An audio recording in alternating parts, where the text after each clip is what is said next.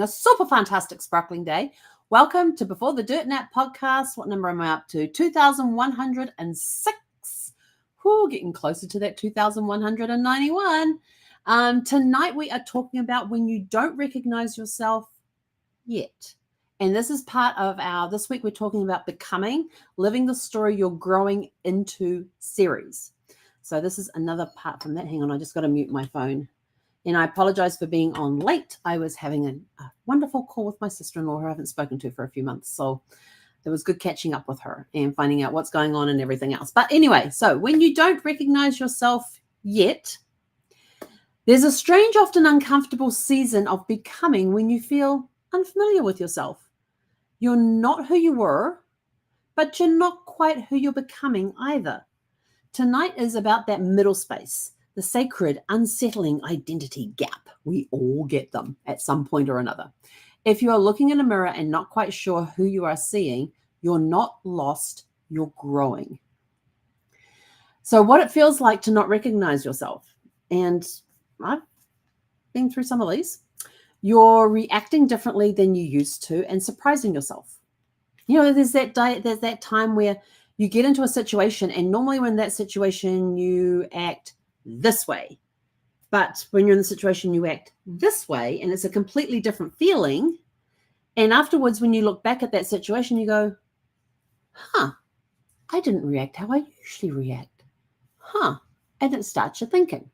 Trust me, I've been doing a lot of that over the years. Old dreams no longer fit, but new ones haven't fully formed. Going through the house and sorting out, stuff from the last 28 years and all of that to what's going to New Zealand, what's getting sold, donated, and all that sort of stuff. I came across a binder, and I thought, what's in this binder? So I opened up the binder, and it was my top 100 things I wanted to do. Actually, there was more than 100 in there, but that's what it was all about. It was the top 100 things, and I went through it, and I'm sort of like, that doesn't interest me anymore. I've done that one. Yeah, not interested in that one. And I was going through it, and it was surprising that when I wrote the list, being in the frame of mind I was at the time and who I was at the time, what my dreams and goals were, and then when I saw this binder, which is it was kind of like a vision board, but in a binder, I was like looking at them, going, I'm not interested in that anymore. I don't want to do that anymore. Cross that off. It's okay. You change, dreams change. It's okay. And the new ones may haven't formed yet. Now, some of my old dreams I still have, like living in my log cabin by the lake where it faces the east, and there's mountains in the east where you watch the sun come up in the morning, and in the evening you're watching the sunset with the colors on the mountains because it's behind you. And I've got my barn, RV, B&B down the path through the trees. Still got that dream. It might be just in a different location. I just haven't found the location for it yet. But I still have that dream to have that. Let's see. But there's other dreams that have been put aside because they no longer have the pull that they used to have. Another way that you can recognize another way that may feel like you're not recognizing yourself is you've stepped away from old patterns, but the new ones feel a little shaky. Yeah. I can tell you one right now, changing these podcasts. What do I want them to be? I'm not 100% sure on that right now, but I've kind of been, you've noticed that there's been a change. If you've been following me for the last 3-4 weeks, there's been a change in how we've done the podcasts. And that change is going to continue until we get to August the 1st and we announce what the whole big change. This is just a small part of the change. But I've stepped away from old Pat, and I feel a little shaky when I come and sit down at night. It's sort of like, I've got to talk about, like tonight, we're talking about becoming and not really, not recognizing yourself. And I'm totally going through that right now with these podcasts. I don't recognize myself. I get to the end of these podcasts, and sometimes I'll sit there and go, what the hell did I just talk about? Where the heck did that all come from? And other times I'm sort of like, well, that felt really good. It's okay. It's okay. You're in transition. It's fine. It is perfectly fine. Familiar, and another one is familiar roles don't feel comfortable anymore, but you're unsure what's next. Again, these podcasts are a great example of that because I got asked the question a couple of weeks ago when I was talking with my business mentor. He turns around and says, okay, so come August 1st, are you still going to do daily podcasts, or are you going to go to like weekly ones? And I'm like, I don't know.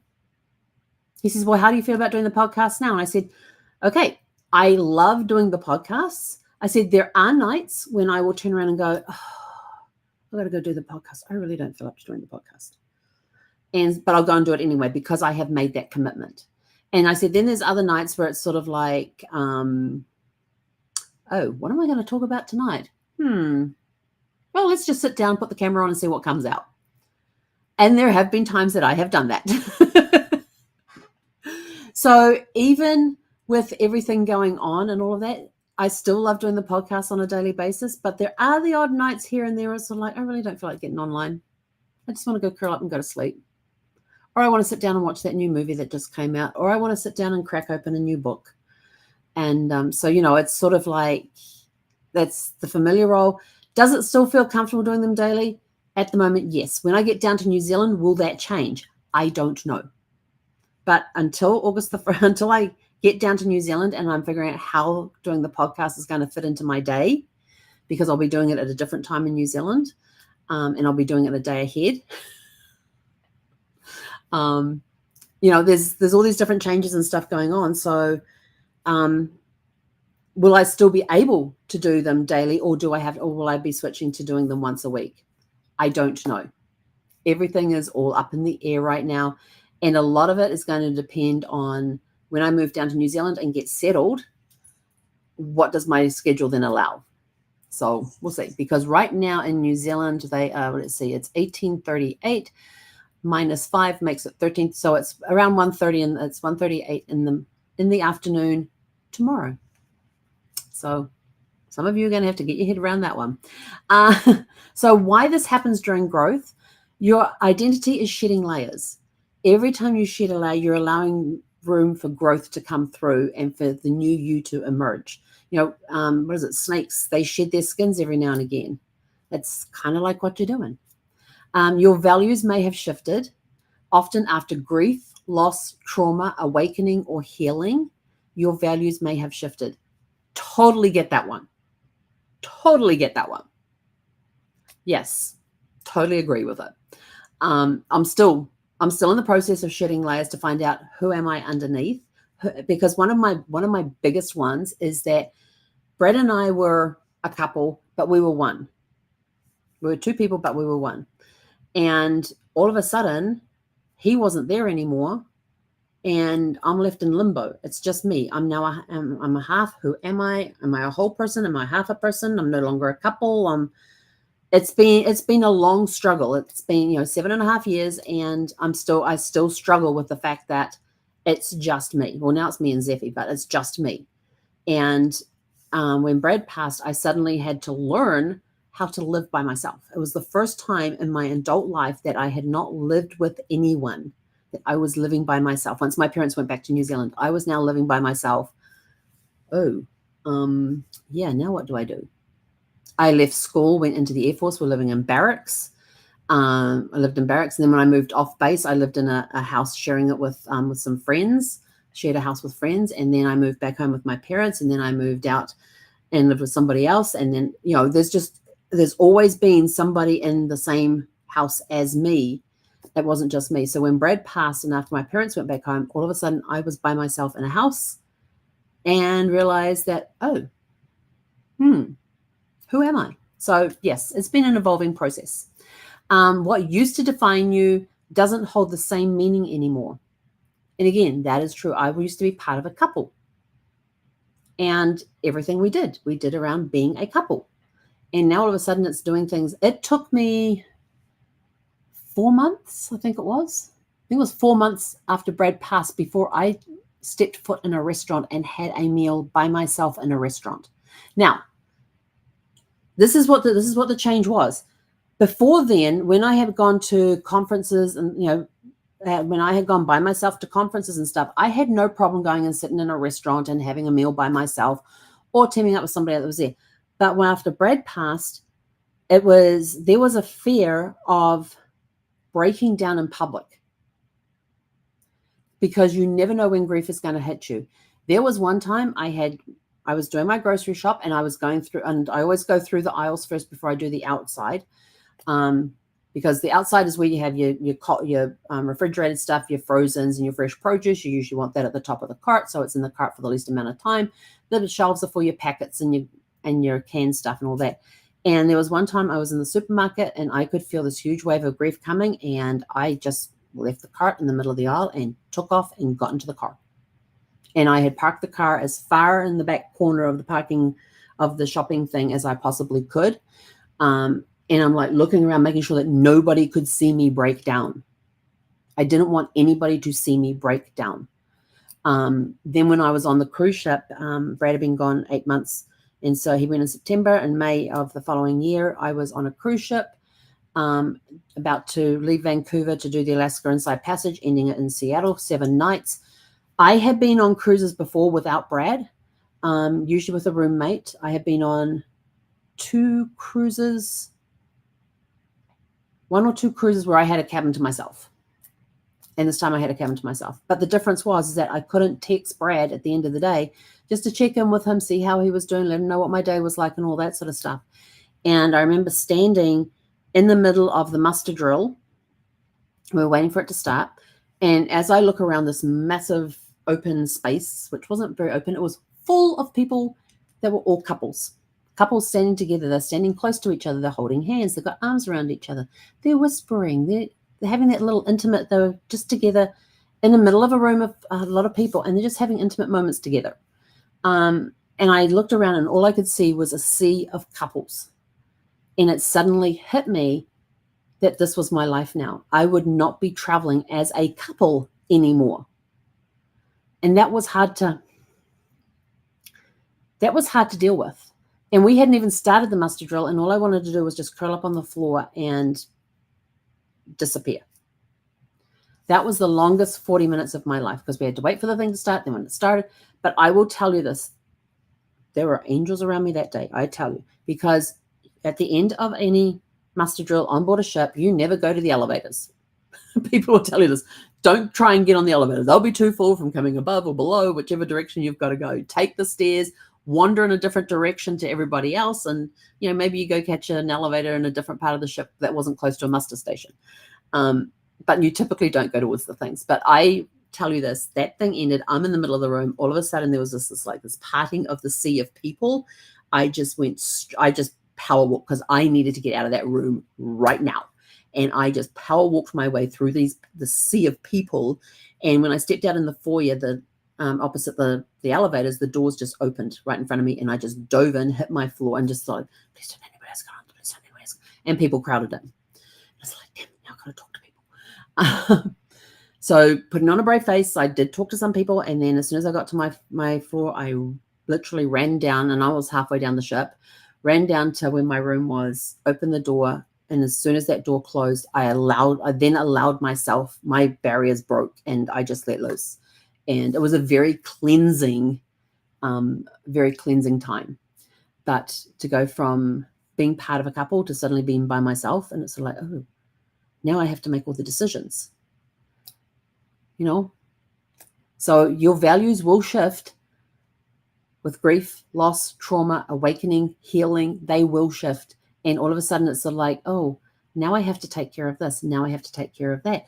Oh, the computer has a problem. And usually it was sort of like, Brad, can you fix my laptop? Can you fix my computer? I didn't have that person anymore. I don't have that person anymore. So anyway, where are we up to? So what used to define you doesn't hold the same meaning anymore. And that is true.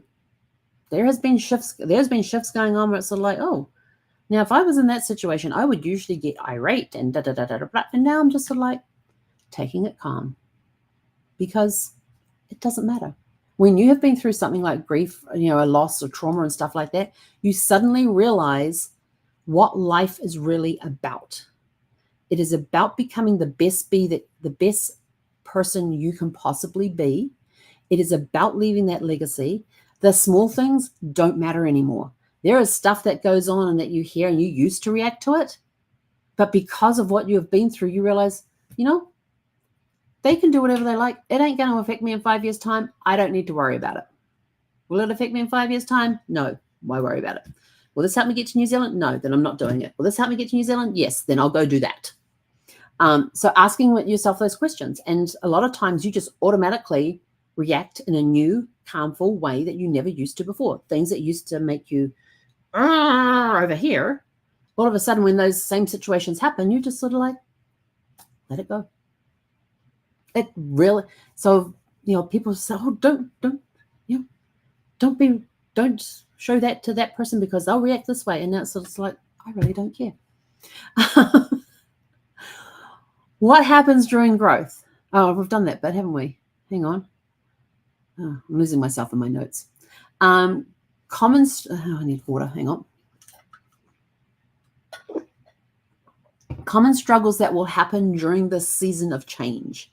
So between what you used to be and what you are becoming in that season of change, your common struggles are going to be things like grieving who you used to be. Even if that version no longer serves you, you're still grieving that process. You're still grieving that life that you used to have, the way you used to be. It's like when you get when Brad got diagnosed with cancer back in 2008, we were sort of like, our life was forever changed. And there was a process that we went through fortunately, we were never doing it at the same time, but where we would grieve the loss of normal. A lot of people went through grief with COVID.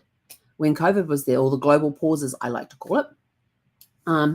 When we went through that, a lot of people grieved it because life had changed for everybody. Everybody's life had changed. Their normal was no longer normal. And people talk about we now have a new normal. I don't think anything's ever normal. Having been through some of the changes we've been through. But people would still grieve the loss of that normal.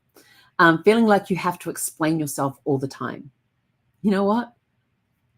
I started doing that, and now I'm just like, I don't care. You don't get it.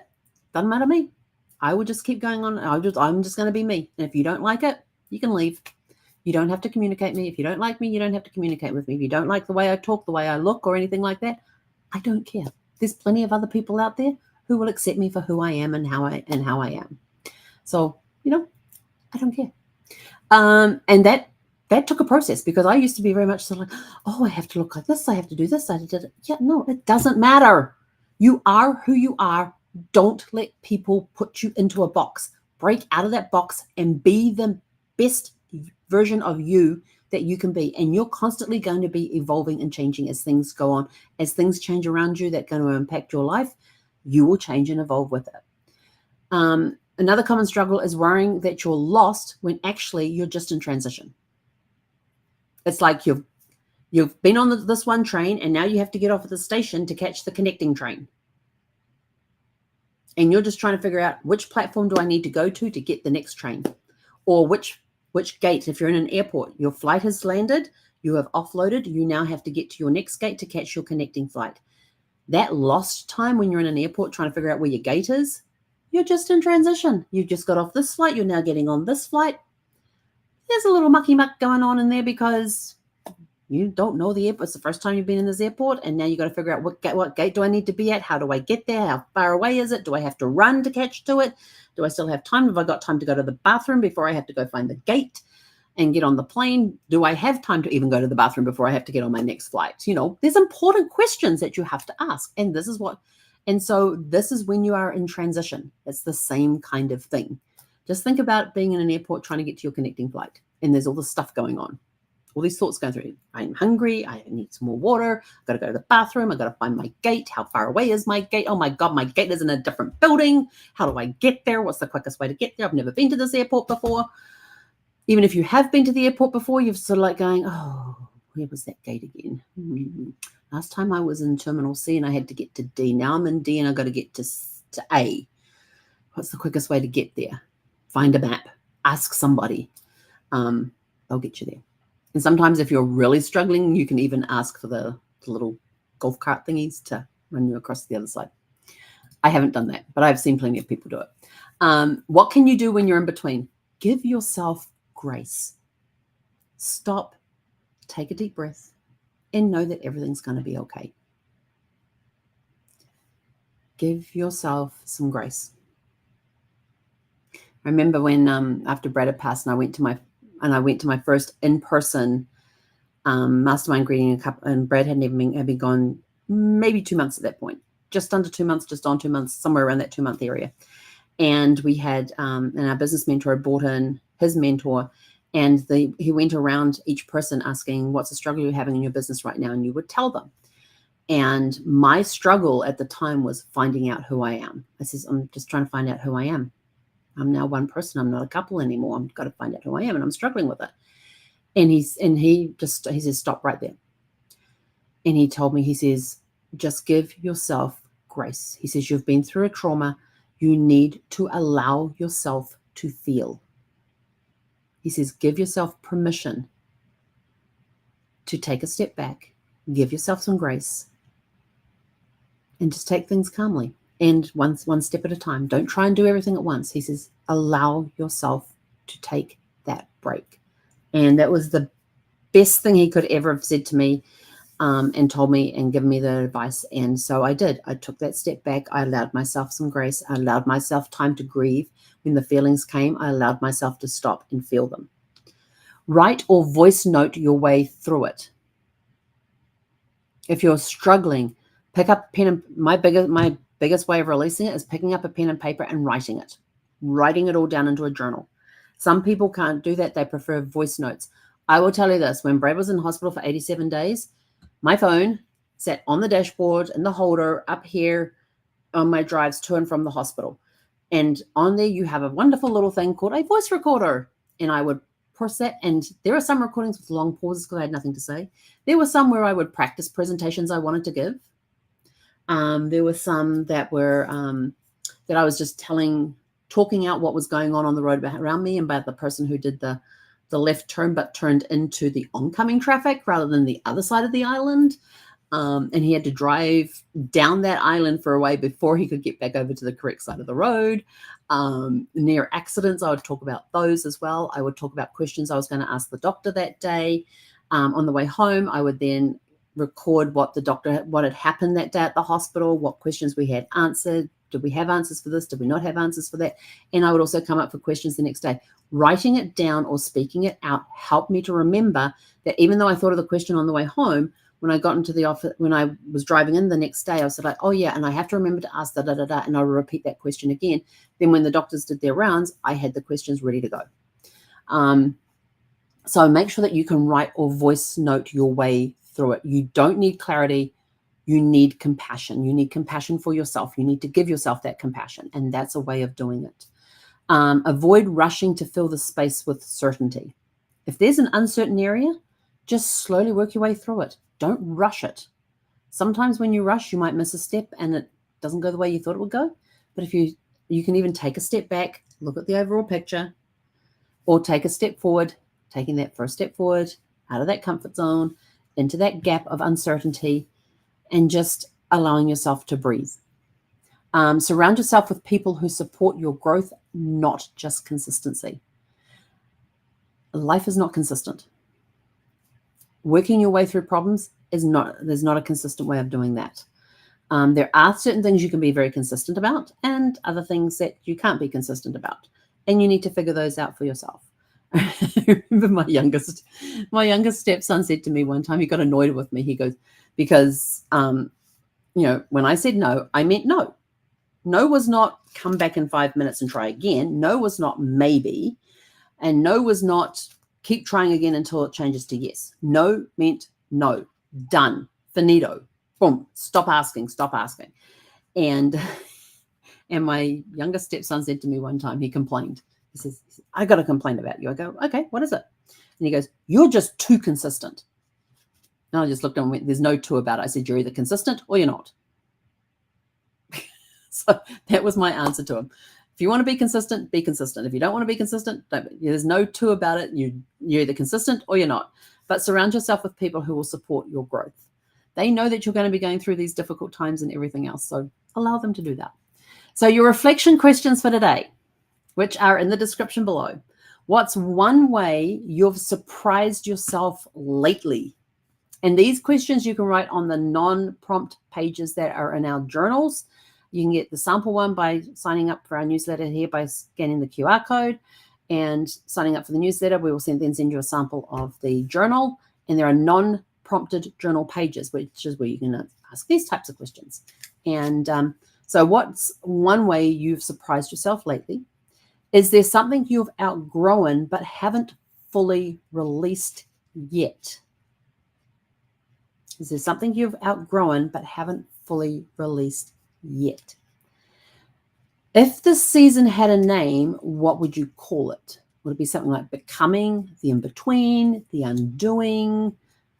What are your thoughts on naming your season? So what is your season called? I'm just becoming. I'm becoming a better version of me. I'm going to be the best me that I can be.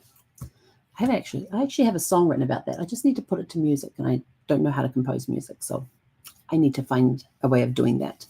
But in closing, not recognizing yourself isn't a sign that something's wrong. It's a sign that something's changing. And sometimes the most sacred work happens when you're not sure who you are, but we keep showing up anyway. And that's what I love about that, is that when you're not sure who you are, but you keep showing up anyway. Just keep showing up. Be consistent about showing up. Always be ready to show up. And with that, we are out of here. Go out, have a super fantastic sparkling evening. And I'm just checking my calendar. What's tomorrow? Thursday. Thursday's tomorrow, isn't it? Yeah. Jeepers. Hang on. Got to get on the right day here. Yep, we're good. So we'll be back here tomorrow evening at 6 p.m. Pacific, and I promise not to try and get on the phone call with a sister-in-law at least an hour before we're due to go live. We were on the phone for like an hour and a half. We're just having a great conversation and great catch-up session and everything else. And yeah. Anyway, so with that, we are out of here. Go out, have a super fantastic sparkling evening, and we'll catch you guys back here tomorrow evening